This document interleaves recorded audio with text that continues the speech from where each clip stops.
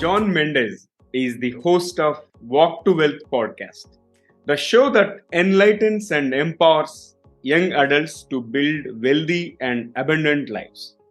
In today's episode, let us learn how to lead a purpose-driven life.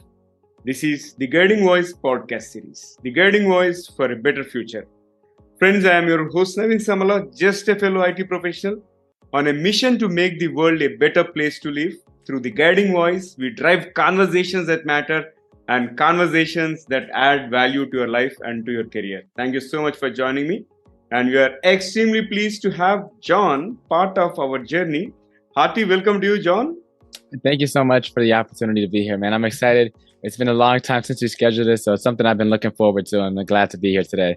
Yeah, same here, John. Without further ado, let's get into the conversation. And can you quickly share your career journey? What did you do before getting into podcasting? And is there anything else that you do apart from podcasting? Yeah, so I grew up in a project. It was 9 of us in a 2-bedroom. We grew up money was very, very tight. Grew up Section 8, subsidized housing through the government.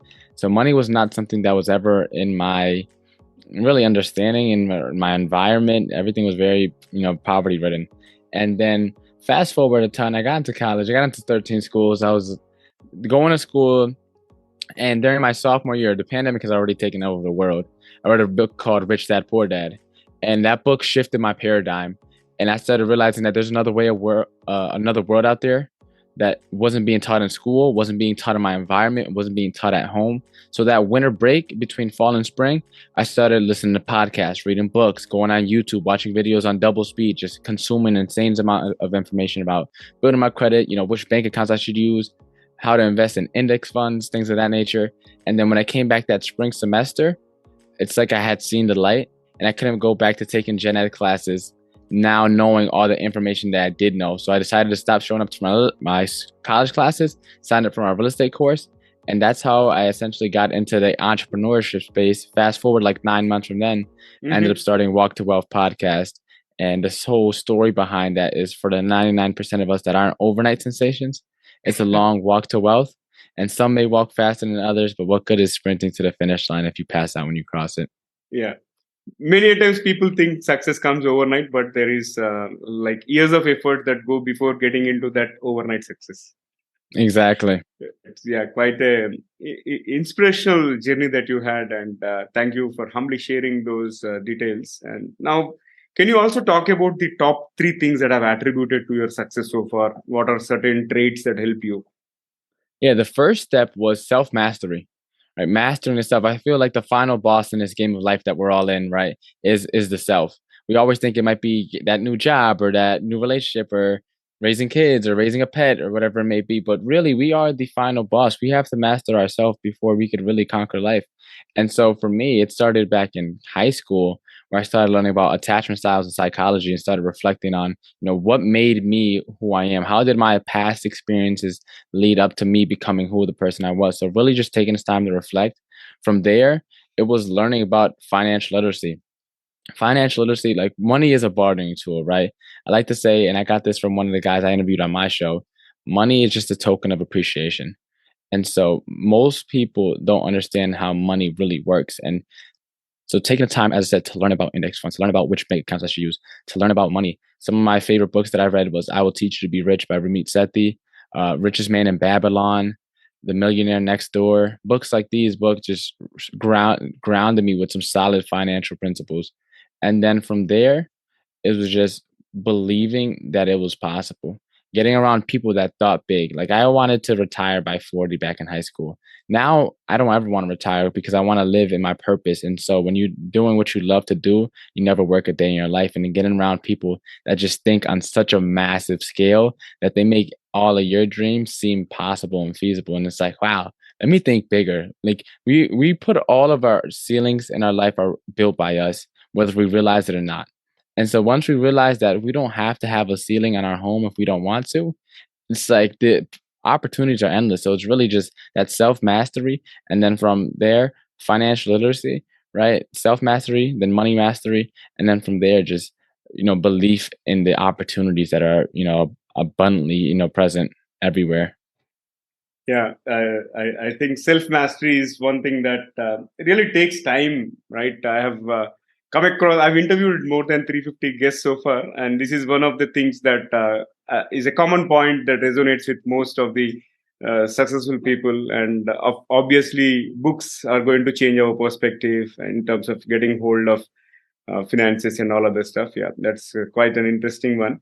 And now let's talk about some of the toughest lessons that you have learned in your podcasting journey.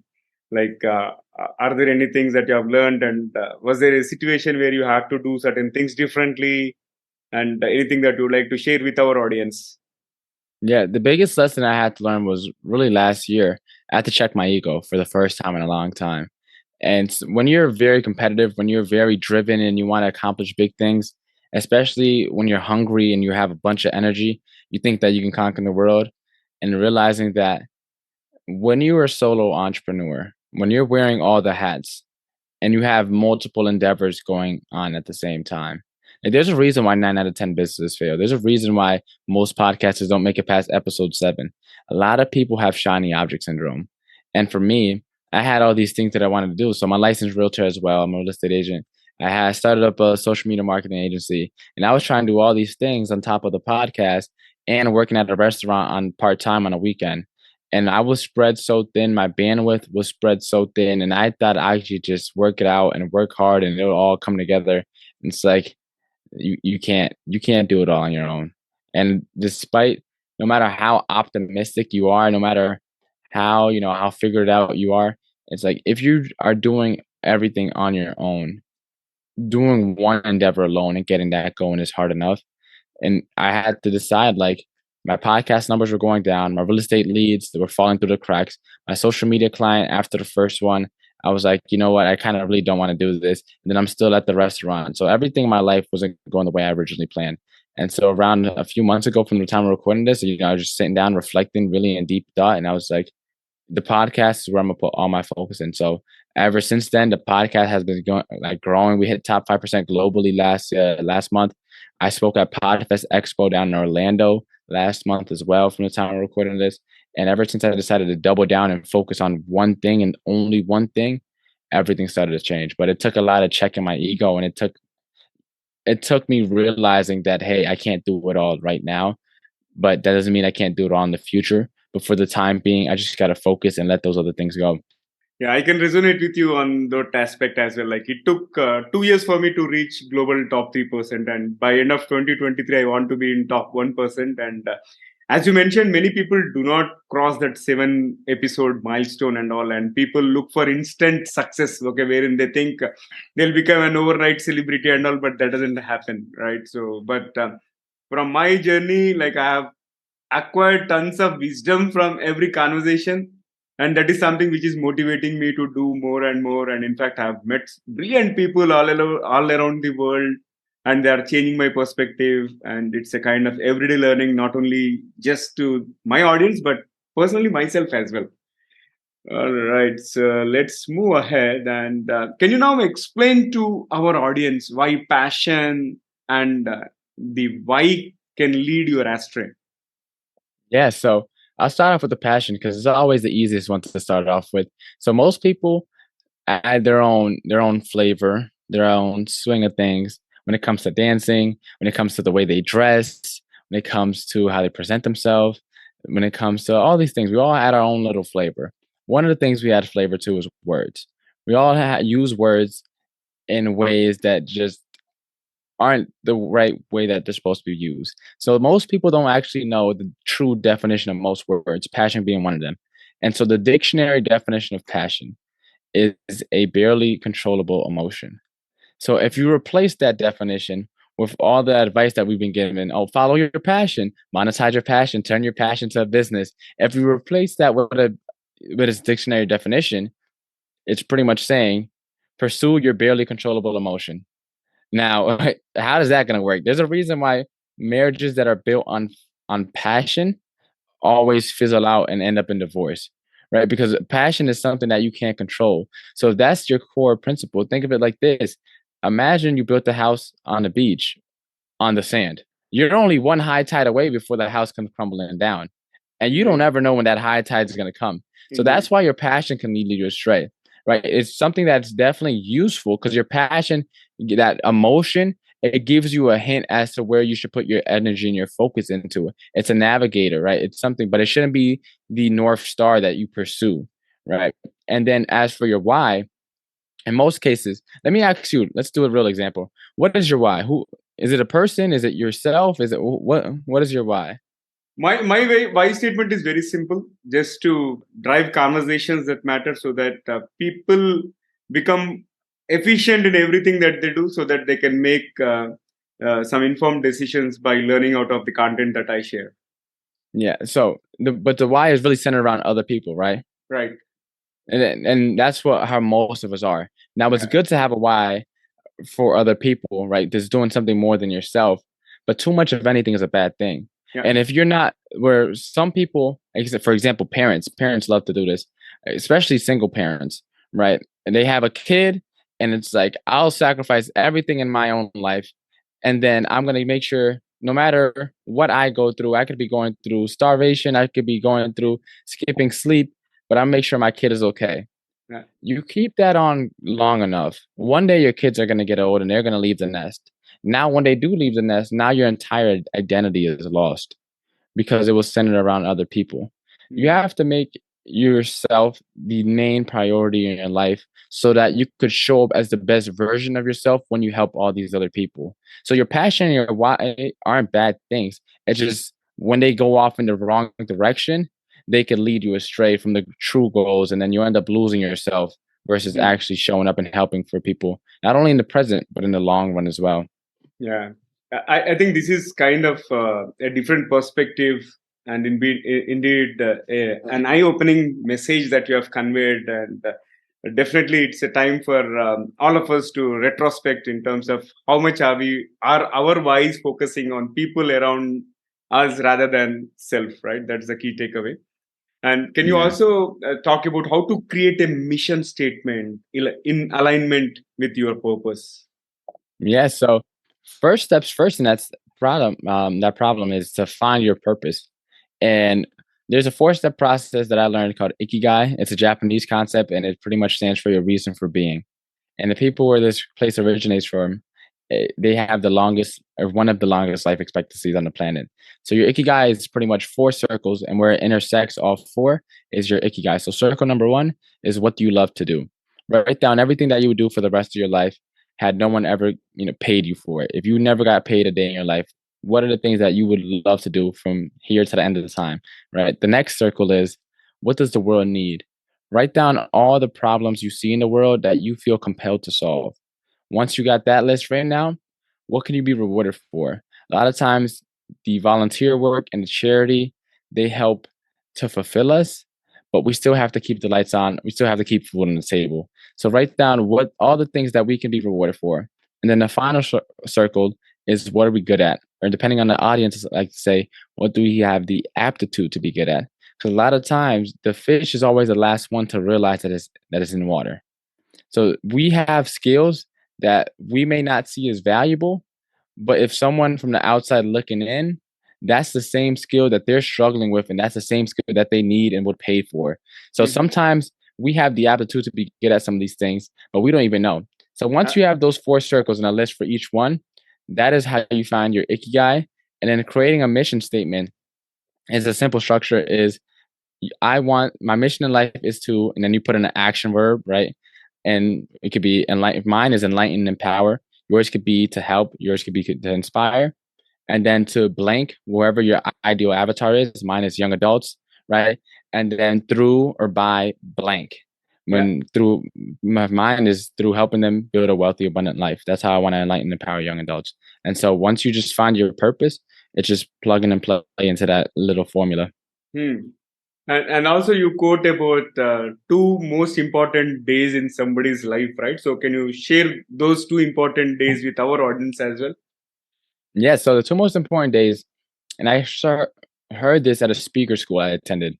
It was a public speaking training, and everyone in the class always had an opportunity to share a message before the class ended. And this one girl, her name is Nani, shared this, and she got this from an actor. I forget the actor's name. But she was the 2 most important days in her life are the day we're born and the day we find out why. And most people never live to find out the second.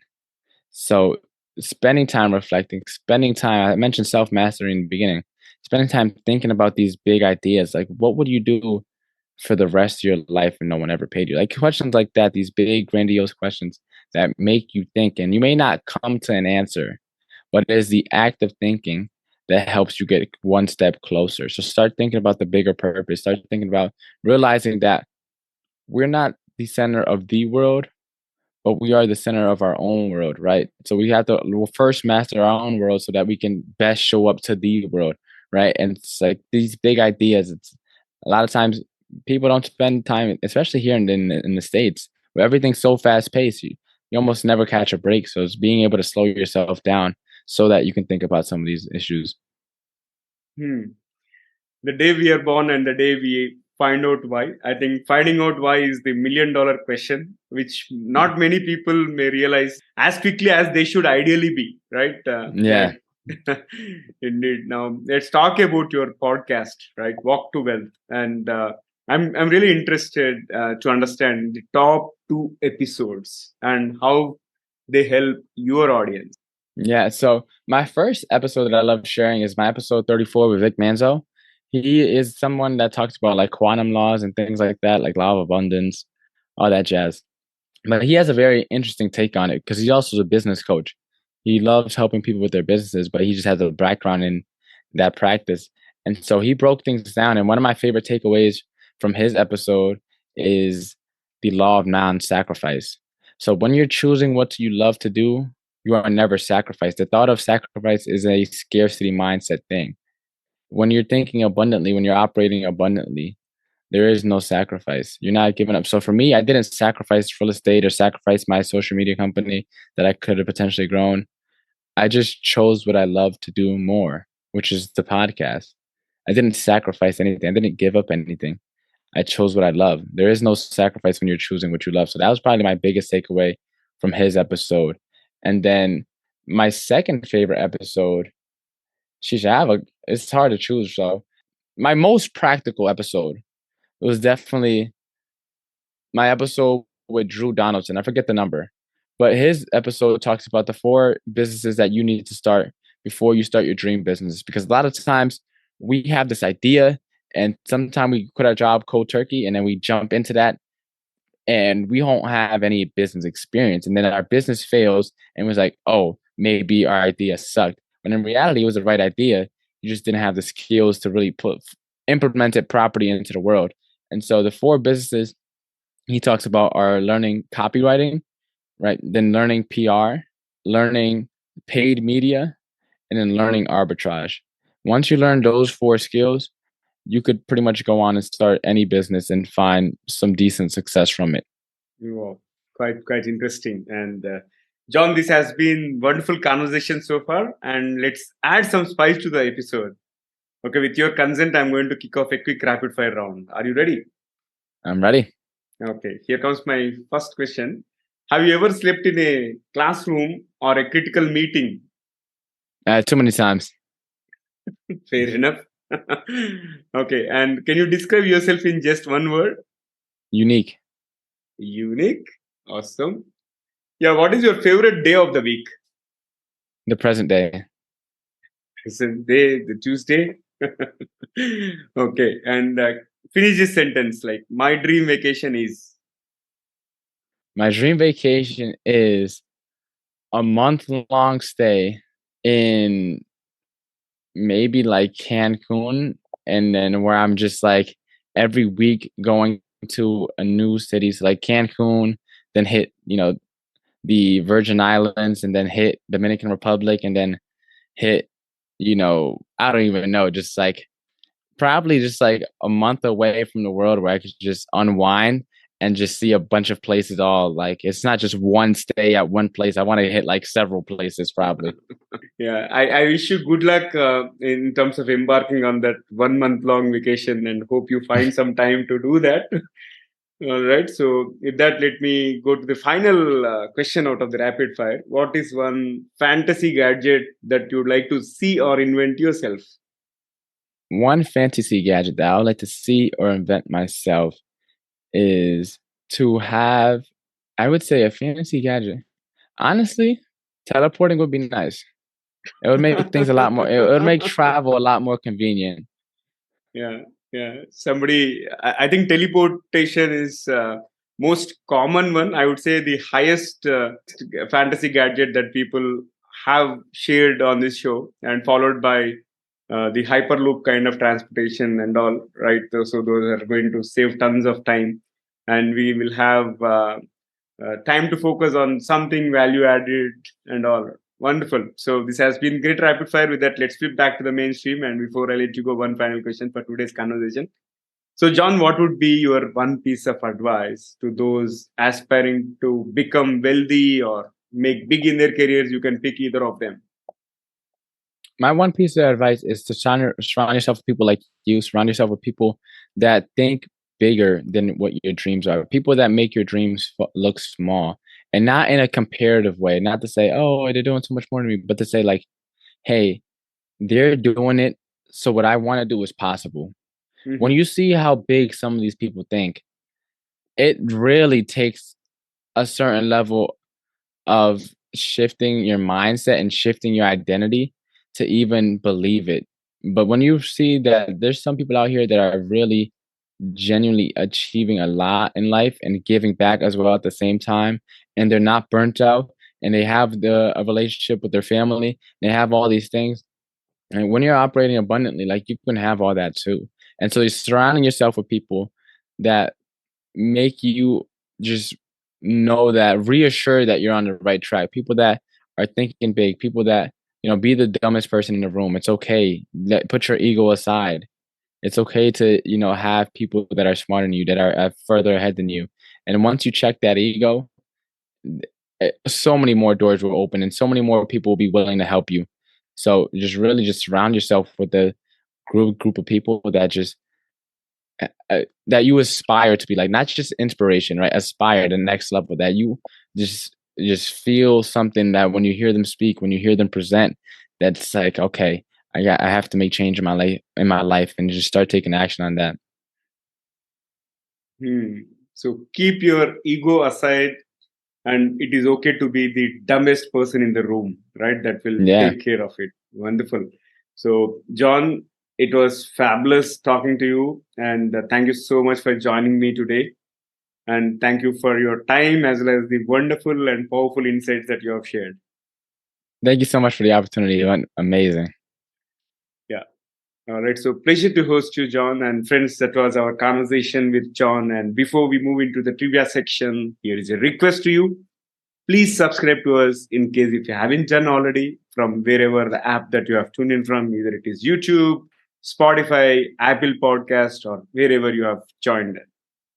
And also, if you have loved this episode and found the conversation useful, request you to share with at least 3 of your friends or colleagues who can benefit from the guiding voice. Thank you so much in advance. Now, let's hop into the trivia segment of today's episode. So today we had an opportunity to host a fellow podcaster. So I thought I'll share a few facts about podcasts. Apple's biggest rival, Microsoft, was not happy that podcast was named after the iPod. Back in 2004, the Guardian reporter, Ben Hammersley, was tasked with an article on audio blogging. And due to its growing popularity, Hammersley suggested some words in his piece to establish a name for the sensation, commenting, but what to call it, the new technology. Should it be audio blogging, podcasting, or guerrilla media? Surprisingly, his term podcasting stuck with the audiences. And by 2005, the word was such common knowledge, it had been added to the Oxford English Dictionary. And everyone was happy about it, except for Microsoft. Because iPod used a media format rivaling the then popular Windows Media Player. So it made it difficult for Microsoft employees to affirm the new word and its attachment to Apple's iPod.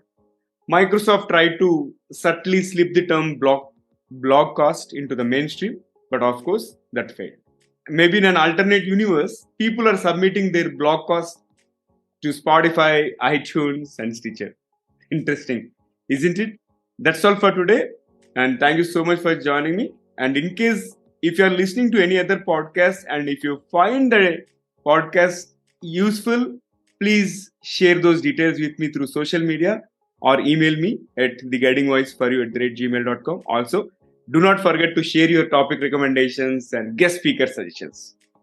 So, folks, I'm your host Naveen Samala, just a fellow IT professional and a passionate learner on a mission to make the world a better place to live through conversations that matter and conversations that add value to your life and to your career. Until next time, bye bye. See you all in the next episode with another wonderful.